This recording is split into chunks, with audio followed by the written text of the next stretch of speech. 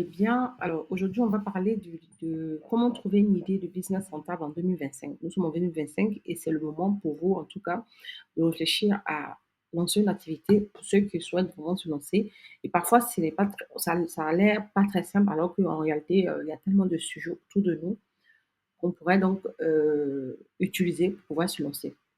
Donc, si vous rêvez de lancer une entreprise, de créer une entreprise et que vous ne savez pas comment, par où commencer, voilà, je vous partage quelques astuces, en fait, stratégies pour trouver une idée de business rentable en 2025. Voilà, une idée adaptée, hein. C'est-à-dire, vous allez, choisir un business qui s'adapte aux tendances économiques, technologiques et sociétales de notre société actuelle, de notre environnement aujourd'hui actuel.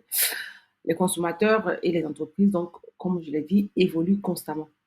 Donc, être à l'écoute des changements va vous permettre donc de pouvoir donc trouver le produit ou le service qui va vous permettre donc de gagner de l'argent, de vous être libre financièrement.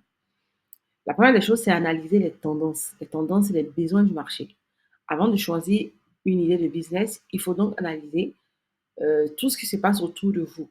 Donc, le besoin dans le marché, les tendances, comprendre les forces et vivre et qui fonctionnent dans l'économie, c'est-à-dire tout ce qui va vous permettre donc de créer un business qui va durer, qui va être pérennisé.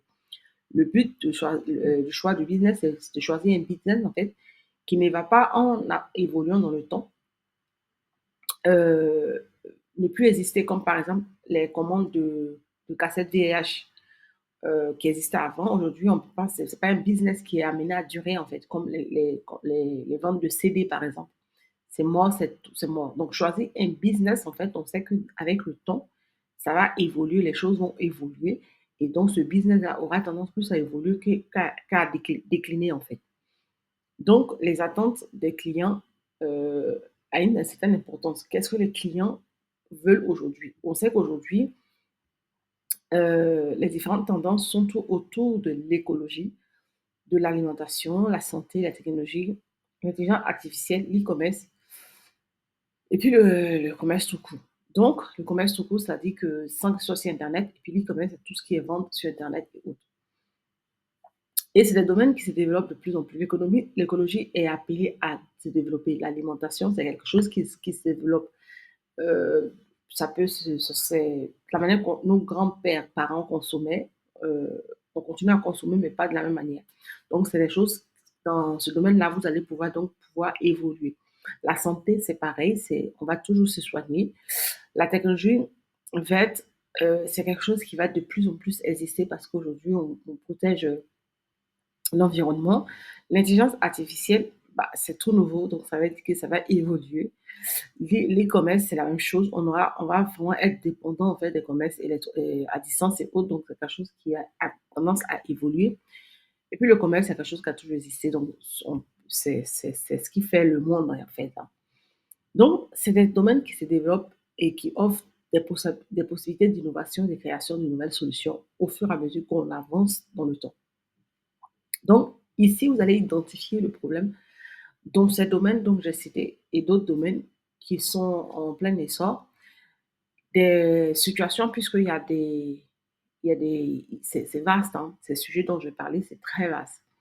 Donc, vous allez utiliser, en fait, vous allez choisir un domaine spécifique, donc un domaine non, avec un problème non résolu, et vous allez pouvoir donc l'utiliser et résoudre ce problème-là. Et donner régler les problèmes de quelqu'un et les besoins des gens. Ça peut être un problème comme le besoin, en fait. Par exemple, si vous avez identifié le besoin spécifique en matière de transport, alimentation et service à la personne, ou même la solution d'innovation, la solution d'innovation en technologie, par exemple, vous allez donc essayer de trouver une partie de cette partie-là. Par exemple, l'alimentation, vous n'allez pas choisir toutes les alimentations, vous allez choisir peut-être l'alimentation dans un secteur clé, comme la vente de services traiteurs, de plats chinois, plats asiatiques, plats français, plats africains, etc. Vous allez segmenter cela, toucher un public bien précis, tout en vérifiant que ce public-là existe. Donc, vous n'allez pas toucher tous les publics du monde, en fait, ça ne sert à rien, ça ne marchera pas. Et ensuite, vous allez vous utiliser vos compétences parce que tout ce que vous allez faire comme activité, il faudra avoir certaines compétences et surtout avoir la passion. Les 2 ne sont pas dissociés. Pourquoi? Parce que si vous n'êtes pas, passionné par ce que vous faites, vous n'aurez pas les compétences parce que on les 2 vont ensemble. Il faut avoir une certaine petite compétence ou au moins se former si on n'a pas la compétence et puis il faut avoir de la passion pour ce domaine.